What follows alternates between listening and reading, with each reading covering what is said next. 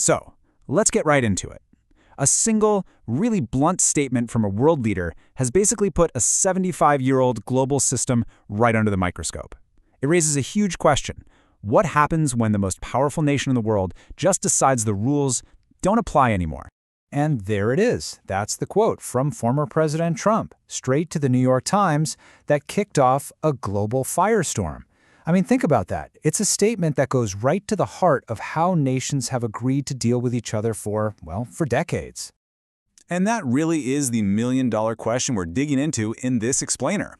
We're going to break down the two sides of this whole conflict. We'll look at some recent events and what the experts are saying this could all mean for all of us. Okay, so this whole debate really exploded because of one specific action, an absolutely unprecedented military operation down in Latin America. This right here is the moment it all started. You have U.S. troops entering Caracas, grabbing a sitting head of state, and in doing so, just completely blowing past the UN Charter's rules against using force. This wasn't some subtle political maneuver. This was a loud, clear, and very intentional declaration. So what's the thinking here? I mean, what's the philosophy behind a move like that? Well, it isn't random. It's part of a very specific worldview, one you could call the superpower doctrine. Basically, proponents of this idea say that in a dangerous world, you can't afford to wait around for everyone to agree. You have to act, and you have to act decisively to protect your own interests. And that operation in Venezuela? Yeah, that wasn't a one-off. It was just one piece of a much bigger puzzle, a pattern of really aggressive foreign policy moves. You've got threats in South America, talk of preemptive strikes in the Middle East. You start to connect the dots, and a very clear picture of a new, very assertive strategy comes into focus. And this quote from Trump aide Stephen Miller, it just perfectly sums up the whole idea. The message is simple. That whole international order that was built after World War II, with all its treaties and committees, that's seen as a restriction, something that gets in the way. From this perspective, the U.S. has all this military and economic power, and it should use it to get what it wants. Full stop. But for every action, there's a reaction. So how did the rest of the world and the experts who spend their lives studying this stuff respond to this so-called superpower doctrine? So, to really get the other side of the argument, we have to be super clear on what's at stake here. International law isn't just some fuzzy, abstract idea. It's a real framework. Think about the Geneva Conventions, which set the rules for war, or treaties that are supposed to stop the spread of nuclear weapons. These are the rulebooks that were built piece by piece over generations for one specific reason: to stop the world from becoming a total free-for-all. And yeah, the reaction from the experts was not subtle. It was fast, and it was pretty harsh. You have people like the UN's Margaret Satterthwaite immediately sounding the alarm, saying these kinds of statements aren't just controversial, they are, in her words, extremely dangerous for global stability.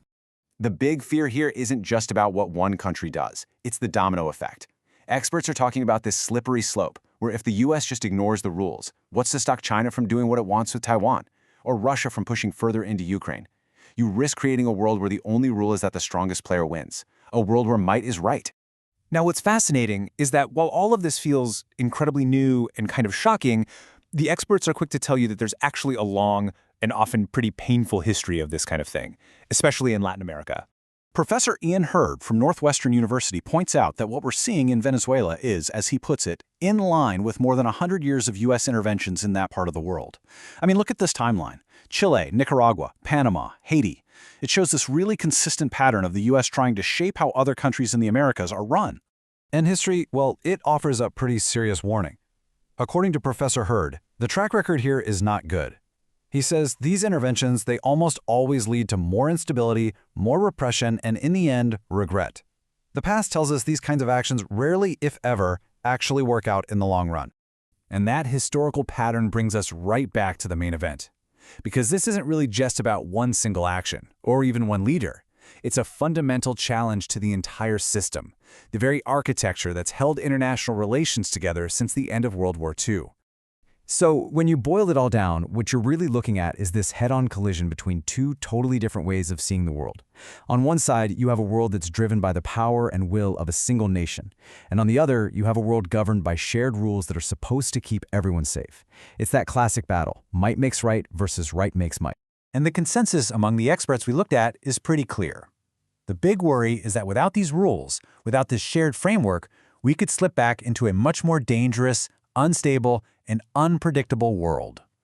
And when that system gets weaker, everybody, including the superpowers, ends up less safe. Which leaves us with this one final, lingering question. It's a question about power, about responsibility, and really about what the future of the world looks like. Because once you've torn up the old rulebook, what comes next is anybody's guess.